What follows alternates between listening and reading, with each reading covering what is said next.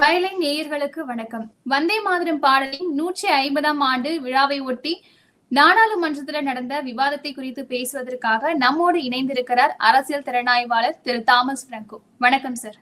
வணக்கம் சார். வந்தே மாதரம் பாடல் எந்த ஆண்டு வெளியிடப்பட்டது அப்படிங்கிற தெளிவு இல்லைன்னு வரலாற்று ஆய்வாளர்கள் சொல்றாங்க. அப்படி இருந்தும் 150ஆம் ஆண்டு விழாவை மத்திய அரசு கொண்டாடிட்டு வராங்க சார். நாடாளுமன்றத்துல பிரதமர் மோடியும் இதை பற்றி பேசி இருக்கிறாரு. இதை பற்றி உங்களுடைய பார்வை என்ன சார்? வந்தே மாதரம் பாடல் என்பது ஒரு தனி பாடலாக எழுதப்படவில்லை.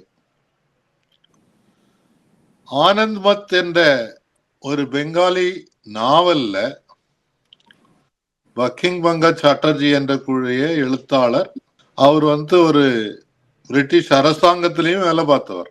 ஒரு துணை நீதிபதியாக, மாவட்ட துணை ஆட்சி தலைவராக எல்லாம் வேலை செய்தவர். ஆனா அவருடைய நாவல் எழுதுனது 1870.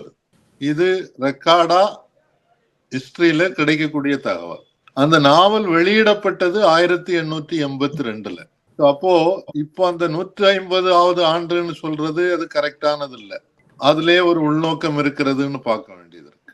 இந்த பாடல் யார் முதல்ல அங்கீகரித்தார்கள்னு பாத்தீங்கன்னு சொன்னா 1905 அப்போது இருந்த காங்கிரஸ், இந்திய தேசிய காங்கிரஸ், அதனுடைய அகில இந்திய குழுல ஒரு எழுத்தாளர், ஒரு கவிஞர் சாரலா தேவி என்பவர் அந்த பாடலை அந்த கூட்டத்துல பாடுறாரு. அதை எல்லாரும் வரவேற்கிறார்.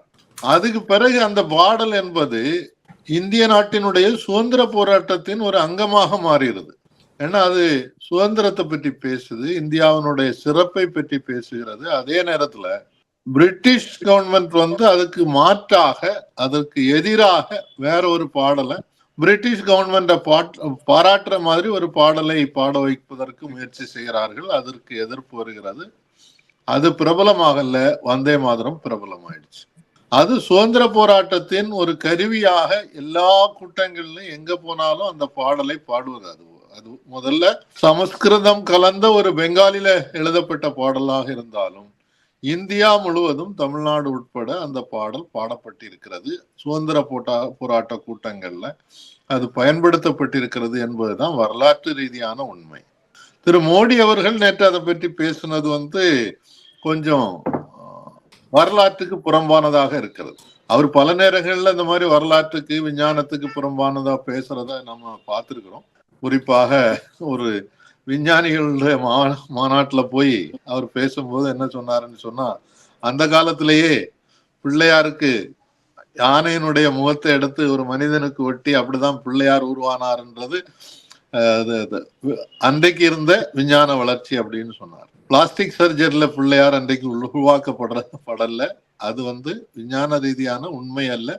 இன்னைக்கும் ஒரு மனிதனுடைய முகத்தை, மனிதனுக்கு கழுத்துக்கு மேல கொண்டு ஒரு யானையினுடைய முகத்தை வைக்கிறது என்பது சாத்தியமில்லை. அது ஒரு தவறான இது. இந்த மாதிரி தப்பா அவர் பல நேரங்கள்ல பேசுறது நம்ம பார்த்திருக்கிறோம். அப்ப இதுல இந்த 150வது ஆண்டுன்னும் அவர் ஒரு பெரிய குற்றச்சாட்டு அதுல அந்த அவர் உரையில நேற்று பாராளுமன்றத்துல இதை பற்றி விவாதத்தை தொடங்குகிறோம் அப்படின்னு சொல்லி அவர் வச்ச விவாதத்தின் போது சொன்ன குற்றச்சாட்டு என்பது, ஜின்னா, முஸ்லீம் லீகோட தலைவராக இருந்த முகமது அலி ஜின்னாவோட பண்டிட் ஜவஹர்லால் அவர்கள் ஒரு சமரசத்திற்கு உட்பட்டு இந்த பாடலை மாற்றினார். அந்த பாடல் ஒரிஜினல் பாடல் அல்ல, இதை மாற்றப்பட்டது, அது தேசத்திற்கு நேரு செய்த துரோகம் அப்படின்னு ஒரு குற்றச்சாட்டை வச்சார். அதற்கு பதிலளித்து நடந்த விவாதத்துல, அந்த விவாதத்தை முழுமையாக கேட்டேன். பார்லிமெண்ட் வெப்சைட்ல இருக்கு, நீங்களும் கேட்கலாம். பிரியங்கா, நேருனுடைய பேத்தி பிரியங்கா அந்த விவாதத்துல அழகா பேசி இதனுடைய வரலாற்று ரீதியான பல்வேறு உண்மைகளை சொல்றாங்க. அதுல அவங்க என்ன சொல்றாங்கன்னு சொன்னா, மோடி அவர்கள் இந்த பாடலை பற்றி பேசிய போது அது இந்த பாடல் இயற்றப்பட்டதற்கு கூட விரோதமான ஒரு விவாதத்தை ஆரம்பித்து வைத்தார். எந்த அடிப்படையில சொல்றாங்கன்னு சொன்னா, வந்தே மாதரம் பாடல் தேசிய காங்கிரஸ் மூலமாக பிரபலமாக்கப்பட்டு இந்தியா முழுவதும் பாடப்பட்டது இந்திய மக்களை ஒன்றிணைப்பதற்காக செய்யப்பட்ட முயற்சி. ஆனா நீங்க அதுல ஒரு களங்கம் கற்பித்து அதுல ஒரு பிரிவினைவாதத்தை கம்யூனல் அப்படின்னு வார்த்தை பயன்படுத்தினாங்க. மத ரீதியாக மக்களை பிளப்பதற்கு நீங்க பயன்படுத்துறீங்க அப்படின்ற குற்றச்சாட்டத்தை பாராளுமன்றத்துல வச்சாங்க. அதுல அவங்க தெளிவா அந்த அவர் சொன்னதுக்கு விளக்கமும் சொல்றாங்க. சுபாஷ் சந்திர போஸ் அவர்கள் ஒரு கடிதம் எழுதினார் நேருவுக்கு. எப்போ? 1937. அப்போ காங்கிரஸ் ஆட்சிக்கு வரல, சுதந்திரம் கிடைக்கல. அப்போ இந்த பாடலை பற்றி ஒரு கடிதம் எழுதினாரு. அந்த கடிதத்தை அதுக்கு என்ன பதில் கொடுத்தாருன்றதுதான் முக்கியம் அப்படின்னு சொல்லி நேரு அந்த கடிதத்துக்கு பதில் எழுதிட்டு, விரைவில் இதை பற்றி நேரையும் விவாதிப்போம், நீங்க கல்கத்தாவில் இருக்கிறதுனால ரவீந்திரநாத் தாகூர் அவர்களோடும் இந்த பற்றி விவாதியுங்கள் அப்படின்னு சொல்லி கடிதம் எழுதியிருந்தார். அதுக்கு பிறகு போஸ், ரவீந்திரநாத் தாகூர், நேரு 3 பேரும் இதை பற்றி பேசியிருக்காங்க. பேசினதன் அடிப்படையில அக்டோபர் 28, 1937 சுதந்திரம் கிடைக்கிறதுக்கும் 12-13 வருஷத்துக்கு முன்னால, 10 வருஷத்துக்கு முன்னால, அப்போ காங்கிரசினுடைய ஒர்க்கிங் கமிட்டியில இந்த பாடல் அங்கீகரிக்கப்பட்டு காங்கிரசினுடைய ஒரு பாடலாக பிரபலமாக்குவதென்று முடிவெடுக்கப்படுகிறது. அந்த கூட்டத்துல காந்தி இருந்தார், சர்தார் வல்லபாய் பட்டேல் இருந்தார், நேரு இருந்தார், சுபாஷ் சந்திர போஸ் இருந்தார், ரவீந்திரநாத் தாக்கூர் இருந்தார். இவங்க எல்லாரும் சேர்ந்து ஏற்றுக்கொண்ட பாடல் அந்த பாடல் தான் நம்ம இன்னைக்கு வரைக்கும் பாடிக்கிட்டு இருக்கோம். அப்போ நீங்க சொன்ன களங்கம் என்பது சரியல்ல, உங்களுக்கு ஒரு உள்நோக்கம் இருக்கிறது, மக்களை திசை திருப்புவதற்காக இந்த விவாதத்தை ஆரம்பிச்சிருக்கிறீங்க. விலைவாசி உயர்வு இந்த நாட்டினுடைய ஒரு பெரிய பிரச்சனையாக இருக்கிறது, வேலையில்லா திண்டாட்டம் மிகப்பெரிய பிரச்சனையாக இருக்கிறது. அதை பற்றி எல்லாம் பேசுறதுக்கு பதிலாக இந்த குறைந்த நாள் கூட்டத்தொடர்ல விவாதங்களை திசை திருப்புவதற்காக இந்த சப்ஜெக்ட்ல பேசுறோம். அதைத்தான் மோடி அவர்கள் தொடங்கி வைத்திருக்கிறார்கள். அதற்கு காங்கிரஸ் உடன்படாது. நாட்டினுடைய ஒற்றுமைக்கு நாங்கள் விரும்புகிறோமே தவிர பிரிவினைவாதத்திற்கு இந்த பாடல் பயன்படுத்துவது என்பது ஒரு தேச துரோகம் அப்படின்னு சொல்லி பிரியங்கா பேசினாங்க. அப்போ இவ்வளவு பின்னணி இதுல இருக்குது. தொடர்ந்து பேசுவோம். இந்த உரையின் மூலமா பிரதமர் மோடி இளைஞர்கள் மத்தியில என்ன மாதிரியான மாற்றத்தை எதிர்பார்க்கிறாரு? அவரு இந்த விவாதத்தை ஆரம்பித்ததனுடைய நோக்கம் என்னன்றதை எதிர்கட்சிகள் பிரியங்கா உட்பட சுட்டி காட்டுறது என்னன்னா, அடுத்த வருஷம் பெங்கால்ல, மேற்கு வங்காளத்துல தேர்தல் வருகிறது. அப்ப அது எழுதப்பட்டது பெங்காலி மொழியில், பங்கிங் சந்திர சாட்டர்ஜியால எழுதப்பட்டது. அந்த பாடல்ல திருத்தத்தை கொண்டு வந்துட்டாங்க.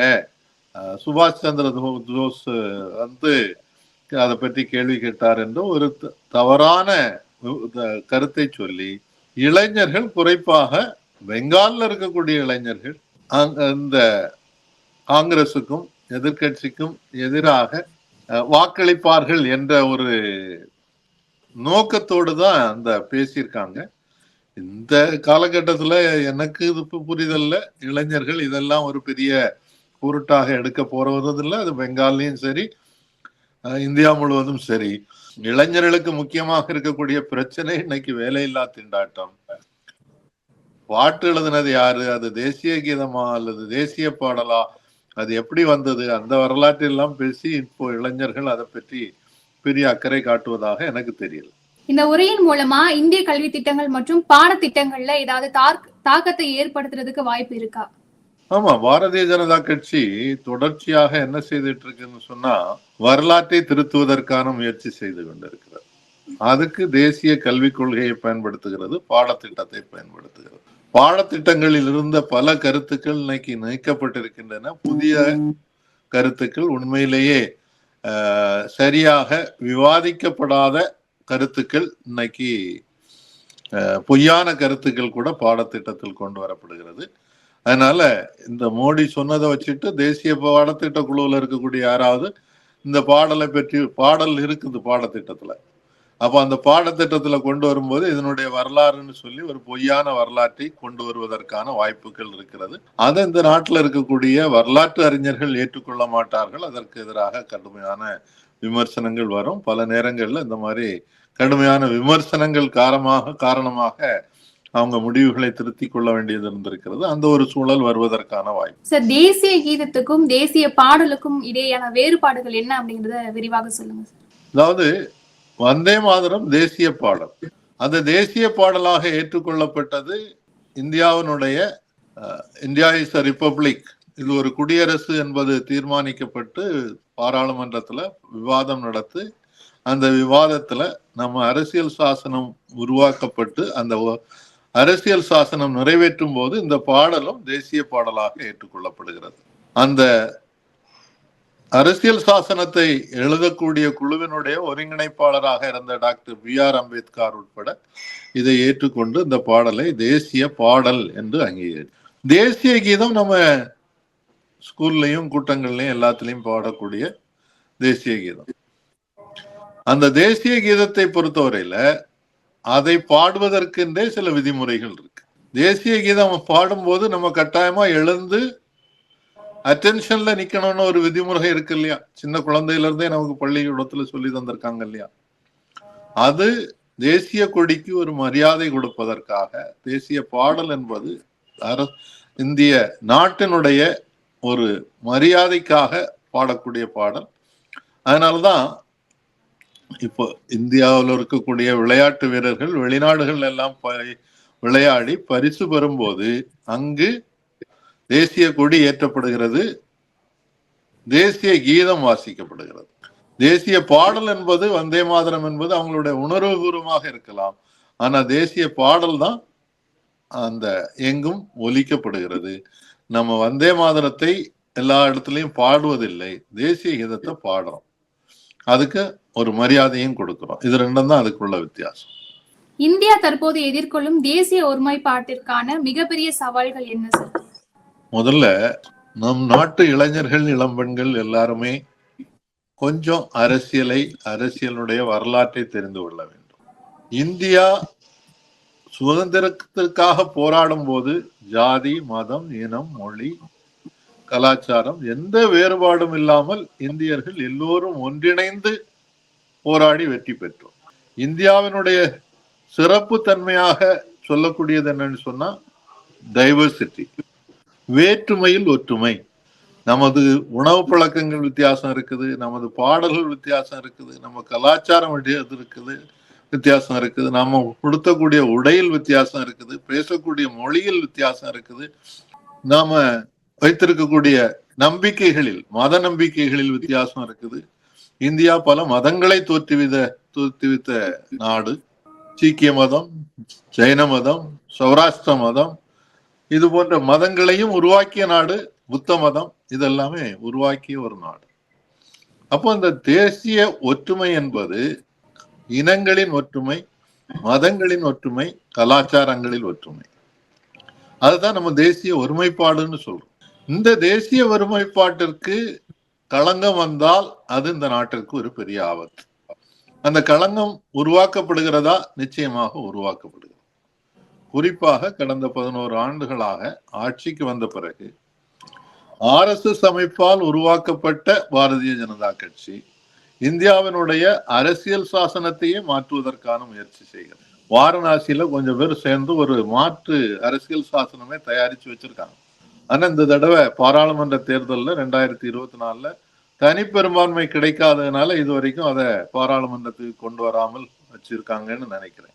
அப்போ அந்த அரசியல் சாசனம் என்பது எப்படி விவாதிக்கப்பட்டு ஏற்றுக்கொண்டு நம்ம இதுவரைக்கும் பின்பற்றுகிறோம் என்று சொன்னால், பாகிஸ்தான் ஒரு முஸ்லிம் நாடு. ஆனா இந்தியா ஒரு இந்து நாடாக இருக்க வேண்டுமா அல்லது மதச்சார்பற்ற நாடாக இருக்க வேண்டுமா என்பதை பற்றி பாராளுமன்றத்திற்கு உள்ளேயும் வெளியேயும், காங்கிரஸ் கட்சிக்கு உள்ளேயும் வெளியும் பெரிய விவாதம் நடந்து அன்றைக்கு இருந்த தேசிய தலைவர்கள் எல்லோரும் ஒருமனதாக, வல்லபாய் பட்டேலும் சரி, லால் பகதூர் சாஸ்திரியும் சரி, காந்தியும் சரி, நெஹ்ருவும் சரி, இவங்க எல்லாருமே ஏற்றுக்கொண்டது இந்திய நாடு ஒரு மதச்சார்பற்ற நாடாக இருக்கும். அதைத்தான் நம்ம அரசியல் சாசனத்திலேயே எழுத்துப்பூர்வமாக கொண்டு வந்திருக்கிறோம். எல்லா மதமும் சமம், எல்லா மதத்தையும் பின்பற்றுவதற்கு உங்களுக்கு உரிமை இருக்கிறது அப்படின்னு சொல்லப்பட்டிருக்கிறது. ஆனா இன்றைக்கு நேர்மாறாக நீங்க இந்திய குடிமகனா என்பதை நிரூபிக்கிறீங்கள் அப்படின்னு சொல்லி அதுக்கு ஒரு ஸ்பெஷல் இன்டென்சிவ் ரிவிஷன். 67 வயசுல நான் இந்த நாட்டுல பிறந்து வளர்ந்து வேலை செய்து ஓய்வு பெற்ற பிறகு நான் ஒரு ஃபார்ம் ஃபில்அப் பண்ணி கொடுத்து நான் இந்த நாட்டினுடைய குடிமகன் தான் அப்படின்னு நிரூபிக்க வேண்டிய ஒரு கட்டாயத்தை கொண்டு வந்திருக்கிறாங்க. எதுக்காக? கொஞ்சம் பேர் இந்த நாட்டுல பிரதிநிதிகள் இந்த பிரஜை அல்ல அப்படின்னு சொல்லி குறிப்பாக சிறுபான்மையினரை, இஸ்லாமியர்களை இந்த பட்டியலிருந்து வெளியேற்றக்கூடிய முயற்சி நடக்குது. அதே மாதிரி இஸ்லாமியர்களுக்கு எதிராக நடக்கக்கூடிய தாக்குதல்கள், ட்ரெயின்ல போயிட்டு இருந்தவரை ஒரு காவலாளி, துப்பாக்கி ஏந்திய காவலாளி ட்ரெயின்ல வச்சே சுட்டுக் கொள்றான். எவ்வளவு பெரிய அவமரியாதை நடந்திருக்குது. உச்ச நீதிமன்றத்துல B.R. கவாய் அவர்கள் உச்சமன்ற நீதிபதியாக இருக்கும்போது ஒரு வழக்கறிஞர் அந்த கோர்ட்ல நீதிமன்றத்துக்கு உள்ளால வச்சு தன்னுடைய காலில் இருக்கக்கூடிய செருப்ப கலத்தி தூக்கி எறிகிறார் அந்த ஜட்ஜை நோக்கி.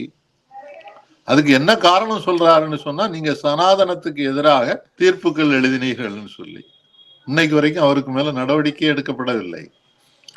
அதனாலதான் தேசிய ஒருமைப்பாட்டிற்கு ஒரு ஆபத்து இருப்பதாக பார்க்கிறோம். இது ரொம்ப கவலையோட பார்க்க வேண்டியது. குறிப்பாக இந்திய நாட்டினுடைய இளைஞர்களும் இளம்பெண்களும் இதை பற்றி கவலைப்பட வேண்டும். ஒரு நாட்டிற்குள்ள கலவரம் வரும்போது, மோதல்கள் வரும்போது அந்த நாட்டில் எந்த வளர்ச்சியும் இருக்காது. வேலையில்லா திண்டாட்டம் கூடும், வேலைகள் வாய்ப்புகள் பறிக்கப்படும், தொழில்கள் நசுக்கப்படும். எங்கேயுமே அந்த மாதிரி கலவரங்கள் ஒரு நாட்டினுடைய வளர்ச்சிக்கு உதவியதாக இல்லை. தேசிய ஒருமைப்பாடு என்பது இந்த நாட்டினுடைய கட்டாய தேவை. அந்த ஒருமைப்பாட்டுக்கு களங்கம் விளைக்கக்கூடிய முயற்சியை எல்லாருமே விமர்சிக்க வேண்டும் என்பதுதான் என்னுடைய. பிரதமர் மோடியுடைய இந்த உரை அரசியல்ல, அதாவது எதிர்கால அரசியல்ல என்ன மாதிரியான தாக்கத்தை ஏற்படுத்தும்? இந்த உரையினால ஒன்றும் பெரிய தாக்கம் ஏற்படும்னு எனக்கு தோணல. ஆனா இந்த உரையை தேர்தல் பரப்புரையின் போது பெங்கால்ல பயன்படுத்துவாங்க. மேற்கு வங்காள தேர்தல்ல இந்த மாதிரி விஷயங்களை ஒரு பெருசா பிரச்சாரமாக செய்து தேர்தல் ஆதாயம் காண்பதற்கான முயற்சியை செய்யறதுக்கு வாய்ப்பு இருக்குது. ஆனா மக்கள் அந்த அளவுக்கு எளிதாக திசை திருப்பப்பட மாட்டார்கள் அப்படின்னு தான் நினைக்கிறேன். அதனால அது ஒரு பெரிய தாக்கத்தை உருவாக்கிறதுக்கு வாய்ப்பு இல்லை. அது வந்தே மாதரம் பற்றி நாடாளுமன்றத்துல பிரதமர் மோடி பேசினது பாஜகவுடைய தேர்தல் பரப்புரைக்கு பயன்படுத்தப்படுமா? கட்டாயமாக பயன்படுத்தப்படும். நம்ம இதுக்கு முன்னால உள்ள வரலாற்றுல பார்த்திருக்கிறோம். மோடி அவர்கள் பேசக்கூடிய பல்வேறு விஷயங்களை அரசு இயந்திரங்களை கூட பயன்படுத்தி மக்கள் மத்தியில தெரு தெருவாக கொண்டு போய் வேன்ல LED ப்ரொஜெக்டர் எல்லாம் வச்சு அதை போட்டு மக்களை கேட்க வைக்கிறாங்க. அது ஒரு தேர்தல் பரப்புரையினுடைய உத்தி. அது கட்டாயமாக பயன்படுத்தப்படும். அவருடைய கட்சியில இருக்கக்கூடிய பேச்சாளர்களும் எல்லா கூட்டங்கள்லையும் இதை பயன்படுத்துவதற்கு, குறிப்பாக மேற்கு வங்காளத்துல இதை பயன்படுத்துவதற்கான வாய்ப்புகள் நிறைய இருக்கு. உத்தரப்பிரதேசத்துல பள்ளி மற்றும் கல்லூரிகள்ல வந்தே மாதரம் பாடல் கட்டாயமாக்கப்பட்டிருக்கு. அதே மாதிரி பிற மாநிலங்களையும் கட்டாயமாக்கப்படுமா? அது கட்டாயமாக்கப்பட்டா பரவாயில்ல. அது அங்க கட்டாயமாக்கியிருக்காங்கன்றது உண்மை. அதுக்கான தேவை இருக்கான்னு தெரியல. ஆனா ஒரு தேச ஒற்றுமை பாடல், தேச உணர்வை உருவாக்கக்கூடிய பாடல் எல்லா இடத்துலயும் வச்சுக்கிட்டோமே, அதனால நமக்கு ஒன்றும் நஷ்டம் இல்லையே. அது வச்சா பெரிய பிரச்சனை இருக்காது. அது மக்களை திசை திருப்புவதற்காக பொய் பிரச்சாரத்துக்கு பயன்படக்கூடாதுன்றதுதான் உண்மை. பாடலை பொறுத்தவரையில அது அரசியல் சாசனமே ஏற்றுக்கொண்ட பாடல். அதனால அதை பாடத்திட்டங்கள்ல கொண்டு வர்றதுல, படிக்கிறதுல தப்பு இல்லை. வந்தே மாதரம் பாடலை பற்றி விரிவாக பகிர்ந்து கொண்ட திரு தாமஸ் பிராங்கோ அவர்களுக்கு நன்றி. நன்றி, வணக்கம்.